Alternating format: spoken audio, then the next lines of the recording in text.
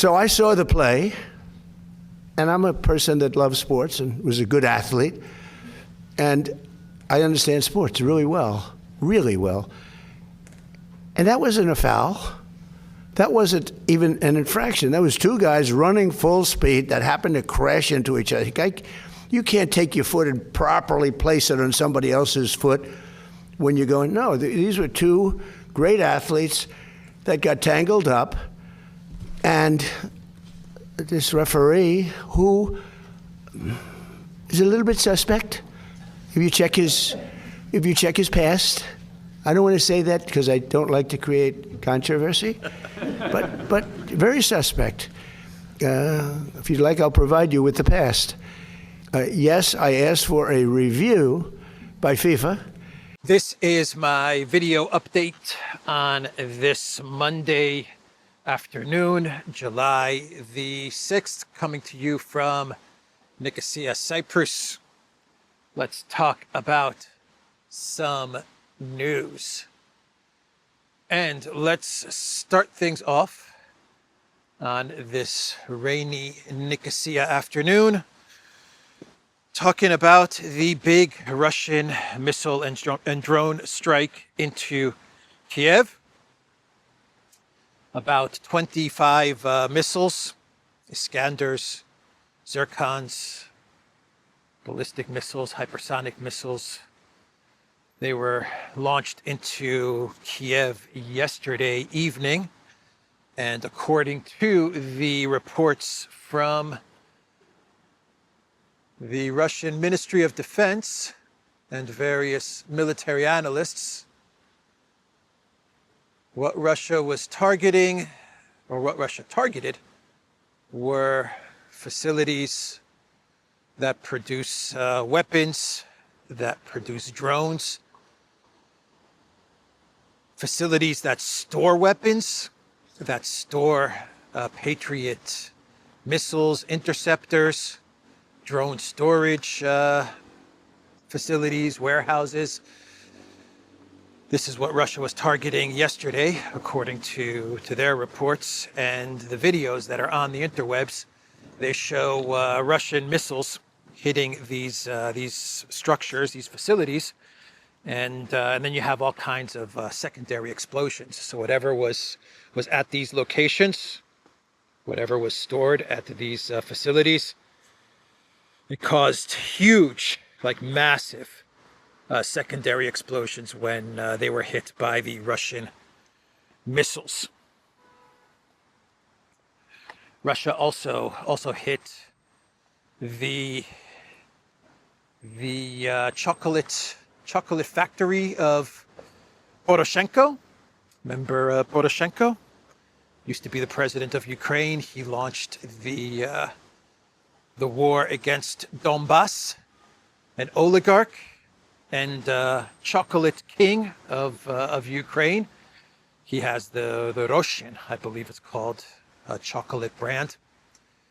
And one of his buildings was hit by a Russian missile. Now Poroshenko, he was boasting about how his facilities were now being used to manufacture drones.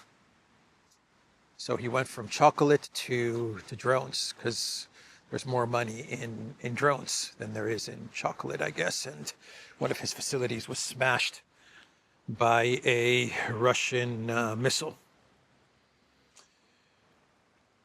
The Ukraine military was unable to intercept the missiles that Russia launched into Kiev. We have Julian Erupts, who says that 23 of the 23 Iskander-M ballistic missiles that were fired into Kiev, Ukraine intercepted zero missiles intercepted. This is from the on-the-ground Bild reporter. I'm not sure if he's still in Kiev, but he's been super pro-Zelensky, super pro-Ukraine from the very beginning, reporting for the German outlet Bild. He's also been reporting from the front lines as well, and he is saying that 0 missiles were intercepted, suggesting that Ukraine, including Kiev, especially Kiev, where the last remaining Patriot interceptors were located, is running very, very low of air defense. We have reports from the Ukraine Air Force that Russia is going to strike Kiev again this evening. Another strike into Kiev. So it does look like something has changed. Something big has changed in the Kremlin. Perhaps Putin's policy, if you want to call it that, of maximum restraint has finally run its course, because you have the Russian military now hitting Kiev, something that they have not done over the past 4 years, hitting Kiev consistently now. And this is something that the Russian military has avoided since the beginning of the SMO. And now you have 3, 4, 5 strikes into Kiev over the past couple of weeks. And you could be getting back-to-back large missile strikes into Kiev. So something has changed. Peskov gave an interview, and he was asked about Russian strikes into Kiev, and Peskov, he was hinting at a big change, in that Russia is obviously not fighting Ukraine, but Peskov said that this is more than an SMO, where it has changed from an SMO to Russia now fighting the collective West, specifically the Europeans. That was pretty much what Peskov told the reporter. I saw the interview right before I started recording this video, so I may be a little off in my description, in my summary, but that was pretty much the message that Peskov was getting through. That things have changed, and Russia is now fighting the European collective West, and no longer is this just a special military operation. So that is an update on the strikes into Kiev. Yesterday, Ukraine launched drone strikes into Russia as well. The success of the Ukrainian drones does appear to have fallen off significantly, though one of the drones, I believe one of the drones, hit an electric power facility in Sevastopol. There is a lizard right in there. Where are you? I saw you. I saw you. There's a shoe in there as well. That's interesting. So yeah, they hit a power facility in Sevastopol, and it caused some power outages. But for the most part, the Ukraine drones seem to not be having the effect or the success rate that they used to have, say, 2, 3 weeks ago, 4 weeks ago. All of this is bad news for the collective West and for the Zelensky regime and for the cool kids in Brussels as they gather in Ankara for the NATO summit. The tide has definitely not turned, and they are heading into this NATO summit losing the conflict, obviously losing the conflict, losing whatever momentum they thought they had, manufactured momentum, but that's all been taken away now by the Russian military over the past couple of days. And more importantly for Le Gobelin Vert and for the EU cool kids is that they were hoping they would be able to show their successes to US President Trump. And now what they're going to show President Trump is the Russian military hitting Kiev wherever and whenever they want, and a very depleted Ukraine air defense system in the capital city. So anyway, that is an update with that. And the Financial Times, they posted an article the other day, right ahead of the NATO summit, where they claimed that the United States is behind the drone strikes into Russia. Ukraine striking Russian energy infrastructure at unprecedented rates.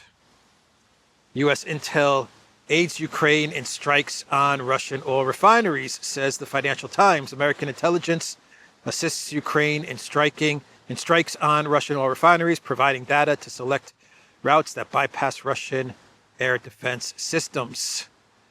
The cooperation has been a key factor in making Ukrainian strikes on Russian territory possible. So that's the Financial Times, the UK-backed FT, putting out this article right before the NATO summit, perhaps hoping that this will give the European cool kids and U.S. President Trump something positive to talk about, as they are getting beaten up by the Russian military.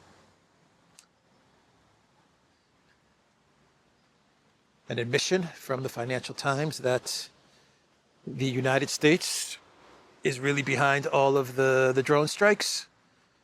That would also mean that the United States drone strikes are becoming less and less effective as well, or the U.S.-backed drone strikes less effective as time goes by.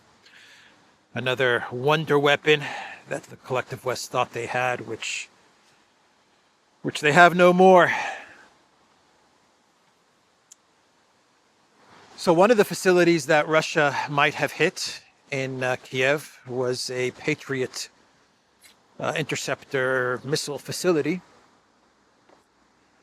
And this may have been a building that was storing Patriot interceptors provided to Ukraine by Poland.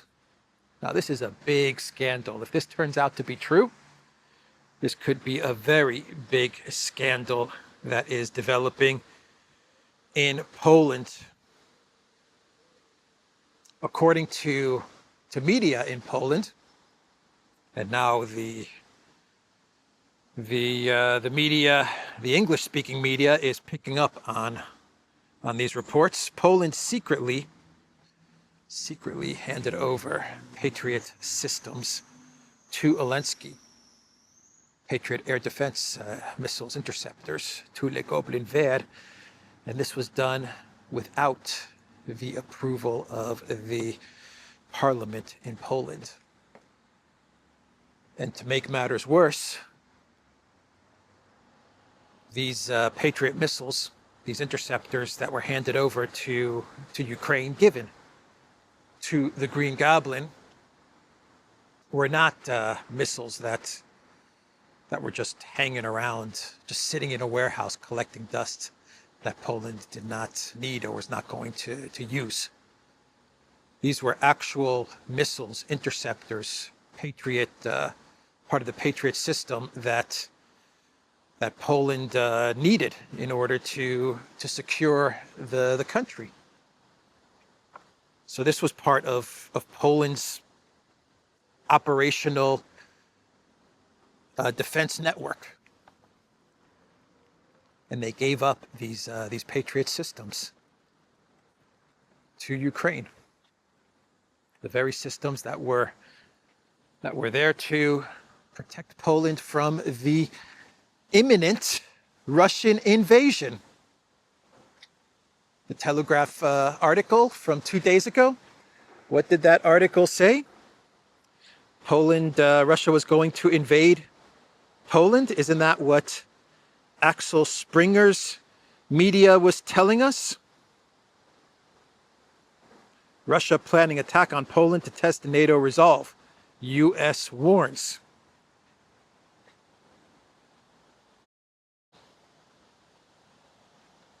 So if Russia is going to attack you, why would you give up your air defense systems if you're feeling so threatened by Russia and Russia is going to attack? You give up your air defense? That doesn't make any sense. That doesn't make any sense at all. You give up the missiles that are part of your operational inventory? There are reports, it gets even worse.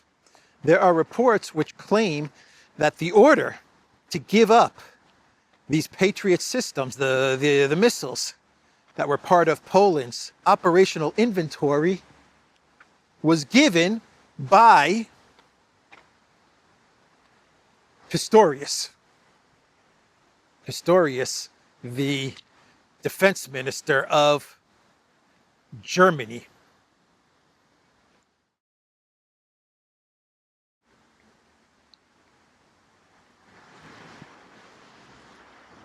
The defense minister of Germany gave the order, according to some of the media in Poland, for Poland to hand over the interceptors from their operational inventory of their air defense. There he is. Do you see him?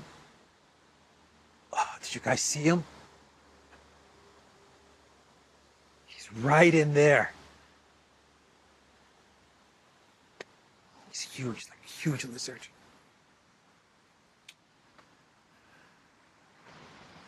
There he is. Do you see him? So, incredible story coming out of Poland. Now, Nawrocki is going to take advantage of this, as he should, handing over your missiles in secret, without approval of the parliament. And here's a question. If you're going to hand over Patriot missiles to a third country, don't you need the approval of the United States? Doesn't the US have to approve the transfer of these systems to another country? So wouldn't the US have known about this secret transfer?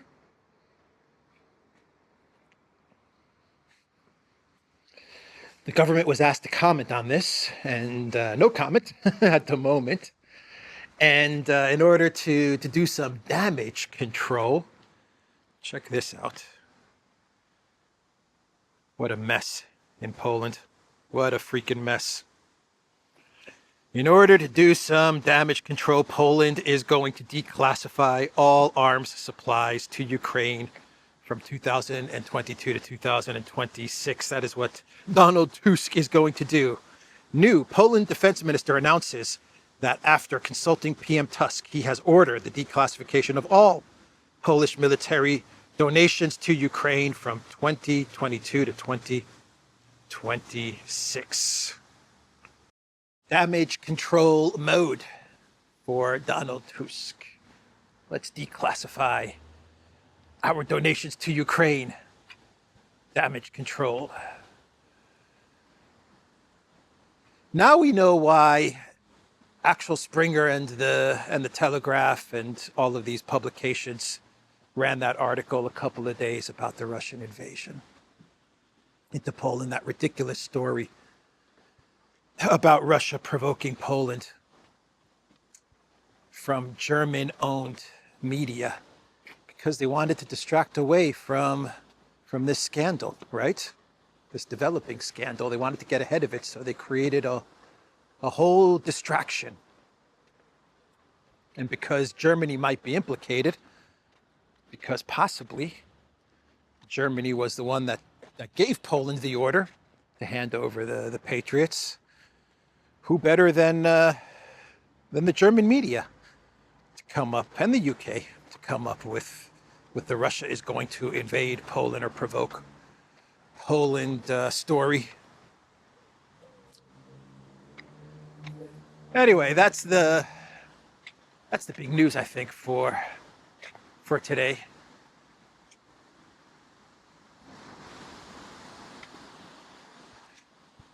Zelensky is refusing the offer from the Russian Ministry of Defense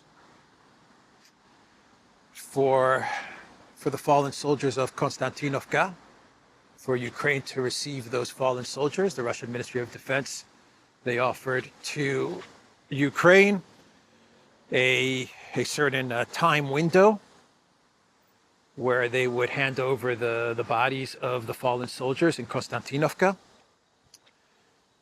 that were in Konstantinovka, and Zelensky has refused. The Ukraine military has refused this offer. And they refused this offer for two reasons.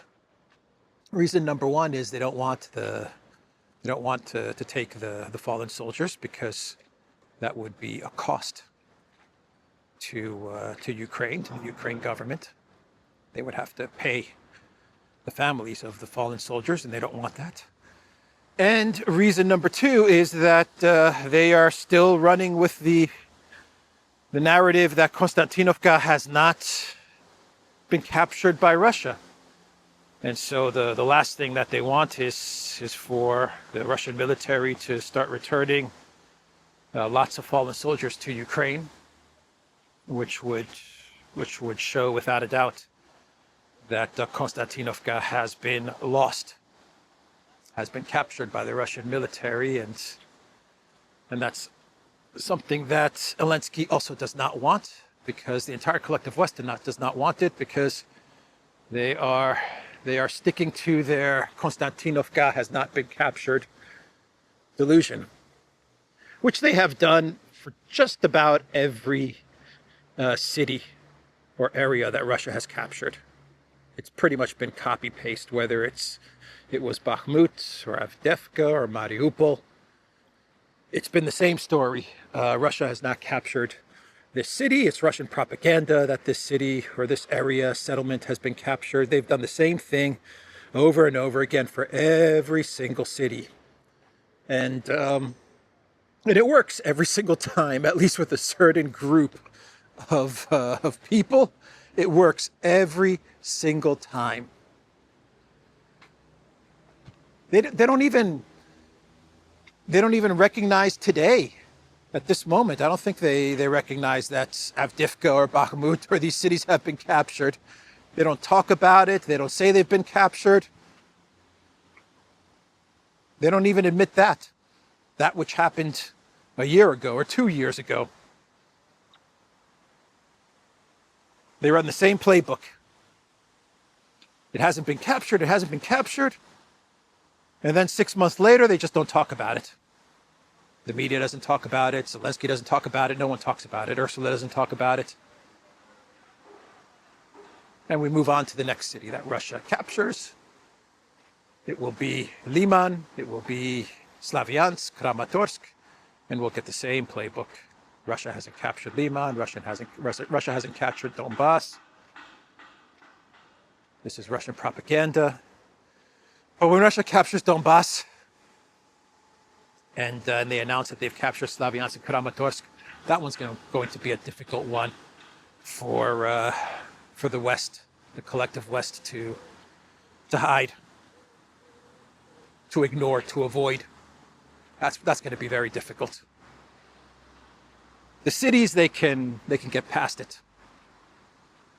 But once the announcement is made about Donbass, that one's going to be a tough one to not talk about.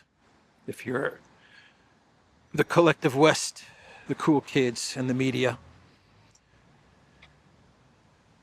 Estonian media is reporting that U.S. troops have just about left Estonia. About 500 to 700 American troops, according to an agreement between the U.S. and Estonia, were stationed in Estonia, and it looks like those troops have mostly left the Baltic country. Estonia's defense minister stated that the timeline for the arrival of new American units has not yet been determined. Meanwhile, British and French military contingents continue to carry out tasks on the country's territory. I believe there are some American troops in Estonia, still left in Estonia, but those are mainly support units. So it does look like the United States is leaving the Baltics. The U.S. military is leaving the Baltics. And in place of the U.S. military, you're going to have France. France and the UK. France and the UK will protect the Baltics. We have the Russian deputy foreign minister, Galuzin, saying that Baltic states are allowing an air corridor for Ukrainian drones to hit Russia. This is what the deputy foreign minister, Galuzin, stated to Russian media in an interview. He said, "We have verified data that Latvia and other Baltic republics have already provided their air corridors for Ukrainian drones that attacked civilian infrastructure of our country." That's quite a statement coming from Galuzin. Now, Putin, he said a couple of weeks ago that the collective West was not allowing strikes from their territory into Russia. Now you have the deputy foreign minister saying that Russia actually has the evidence, the data, which shows that the drones are using the Baltic air corridor to hit at Russia.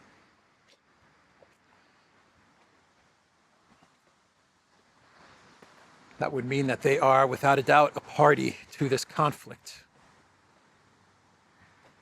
If you allow your airspace to be used in order to strike at another country, you are a party to the conflict, no doubt about it.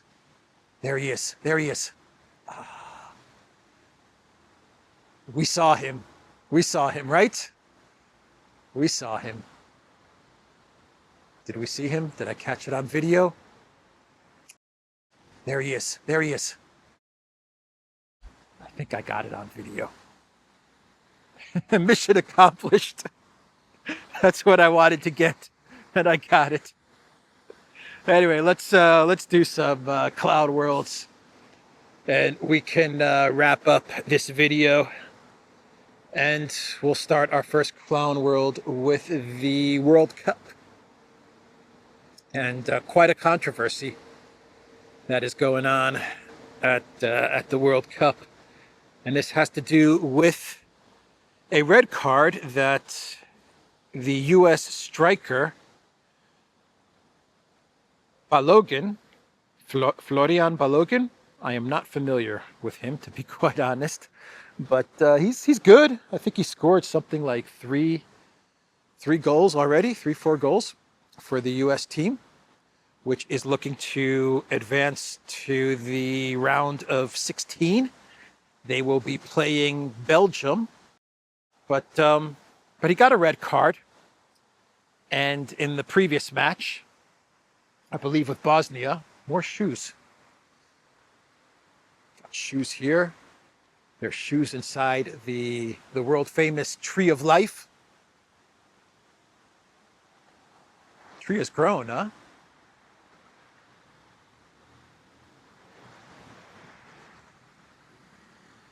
Yeah, I think it was against Bosnia-Herzegovina that he got the red card. And that would mean that he would be sitting out of the match with Belgium. Now, my opinion is that they say it was involuntary. He involuntarily stepped on the foot, on the calf of the foot of the opposing player. But it doesn't matter. Voluntary, involuntary, the rules are the rules. And I mean, if you look at the video, in my opinion, without a doubt, that was a red card. Now, President Trump, he called, the reports claim that he called FIFA boss Infantino, Gianni Infantino, and he called in a favor. And he got the red card postponed. Postponed till like next year or something like that.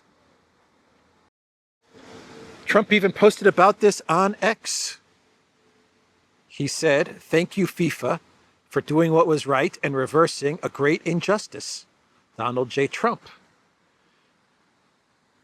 UEFA, well, FIFA denies that this happened, that Trump called in this favor, this demand of Infantino to reverse the red card. They used some weird rule, like rule number 27 or article 27 of the rule book, which claims that that FIFA can, if they want to, they can postpone a red card for a year later. So they found their excuse, but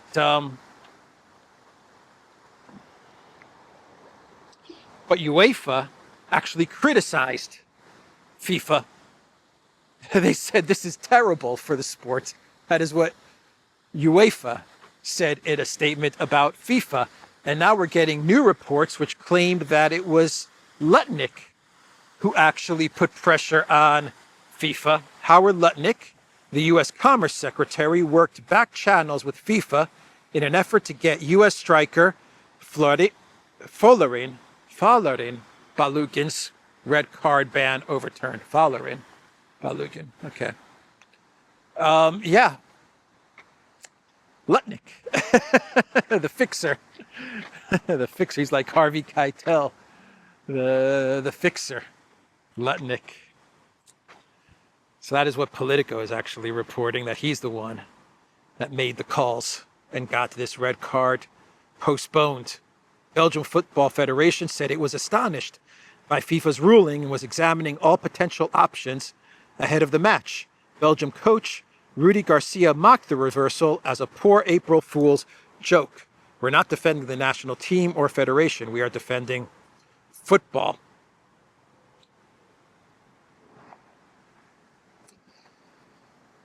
Yeah, so the one game suspension has been postponed, and he will be playing in the match. And the USA is a good team, really good team, and they're doing really well. But you know, if the U.S. wins, a lot of analysts are going to be talking about this referee, not even referee, this FIFA decision. So not the best move from FIFA and Infantino, because if the U.S. wins, it taints the U.S.'s victory. So I don't see how this serves the U.S. football. But anyway, that's the situation. Everyone is talking about this. Everyone is weighing in about this. The President of the United States, Lutnick, calling in a favor from Infantino. They say that Infantino is way too close to the Trump administration. He actually gave Trump a peace prize. Remember that? A FIFA peace prize after Trump didn't get the Nobel Peace Prize. Not good. Not a good move. It would have been best to let the red card, or the red card holds. The U.S. plays the match against Belgium. And I think they had a good chance of winning. I don't know how good Balugin is, to be quite honest, but I think the U.S. is a pretty solid team. And I think they had a chance. Belgium's a good team as well, but you know, the U.S. is playing good football. They're on home turf. And now if they win, everyone's going to be talking about this reversal. So anyway, that's Clown World number 1. Clown World number 2, we stick with Trump, who will be going to Ankara very soon, and he will be meeting with the EU cool kids for the NATO summit, and Maloney will also be there, and he posted on his Truth Social a photo of Maloney staring up at the US president, and Trump has the title, on this photo saying restraining order needed. Man, wow. So he is mocking, making fun, mocking Meloni ahead of the NATO summit. Wow. Meloni's going to keep quiet. She's not going to say anything about this post on Truth Social. She'll remain quiet. And Trump knows it, right? Anyway, that's the video, everybody. TheDuran.locals.com. We're on X, we're on Rumble, we're on Telegram. We are also on Substack. Go to the Duran shop, pick up some merch. Like this video. Hit that like button. If you're subscribed to this channel, thank you very much. If you're not subscribed to this channel, then please subscribe. Feel free to subscribe to this channel and also check. Make sure that you're still subscribed to this channel, as YouTube is removing subscribers for some weird reason. And obliterate the hype. Obliterate that hype button. I will see everybody tomorrow. Take care.